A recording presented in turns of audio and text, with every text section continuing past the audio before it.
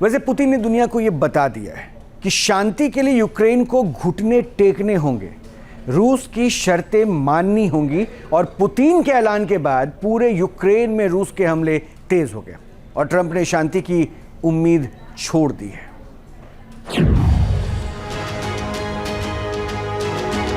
Putin ने victory plan का ऐलान किया। जीत से पहले युद्ध नहीं रोकने के इरादे भी दुनिया को बता दिए। पुतिन और ट्रंप की फोन पर हुई बातचीत के बाद रूस ने ग्राउंड ऑपरेशन भी तेज कर दिया। रूस ने ओरिख्यू में फाइटर जेट्स और आर्टिलरी से बमबारी की। पुलियपोल में भी रूस की सेना ने फाइटर जेट और ड्रोन से बम गिराए। पुतिन की सेना अब ज़पोरिज़िया शहर पर टोटल कंट्रोल के लिए आगे बढ़ रही है और फाइनल टारगेट कीव पर कब्जा करना है। रशिया ने अब शुरू कर दिया है कीव के ऊपर अटैक करना। कीव के 10 जिलों में से 6 जिलों में उसने अटैक किया है और उसने वहाँ के जो वेयर हाउसेज हैं, वहाँ के जो रेजिडेंशियल हाउसेज हैं, वहाँ के जो मेडिकल फैसिलिटीज़ हैं, उनके ऊपर अटैक किया है और ऐसा लगता है कि रशिया अब कीव के ऊपर कब्जा करके ही मानेंगे।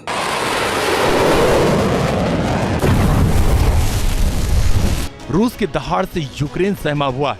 ज़ेलेंस्की रूस के हमलों को मानवता के खिलाफ बताकर सहानुभूति जुटाने की कोशिश में जुट गए। यूक्रेन इस बार ऐसा घिरा है कि जान बचाने के लिए छटपटा रहा है, पर पुतिन का इरादा यूक्रेन को तबाह करने का है। पुतिन के ड्रोन हमले बता रहे हैं कि गुस्सा यूक्रेन में महातबाही से पहले शांत नहीं होगा। Team news nation. मैं भी ग्राफिकली भी बहुत सारी बातें आपके सामने रखने वाला हूं। वैसे यूक्रेन से युद्ध विराम के लिए पुतिन ने अपनी 4 शर्तें रखी, अमेरिकी प्रेसिडेंट डोनाल्ड ट्रंप को बता दी थी। और पुतिन की पहली शर्त ये थी, जो मैं अभी आपको टीवी स्क्रीन पे दिखा रहा हूं, यूक्रेन को हथियार सप्लाई को अब नाटो को रोक देना चाहिए।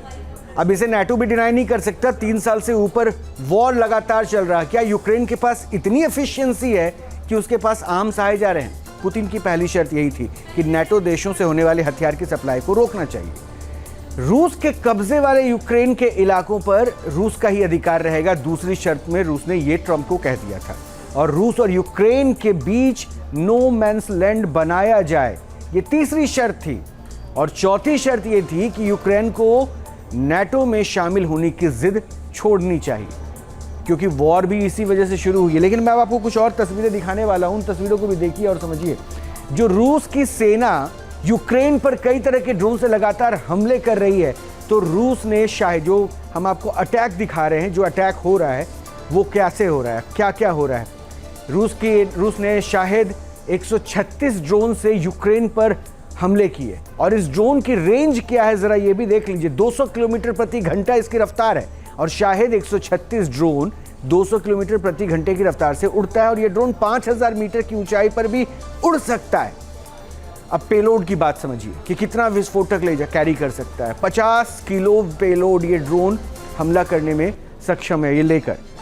अब ऐसी तस्वीर में अगर रूस अटैक कर रहा है तो यूक्रेन में इसलिए अब तबाही की तस्वीरें जो है लगातार बहुत ज़्यादा दिखने लगी है।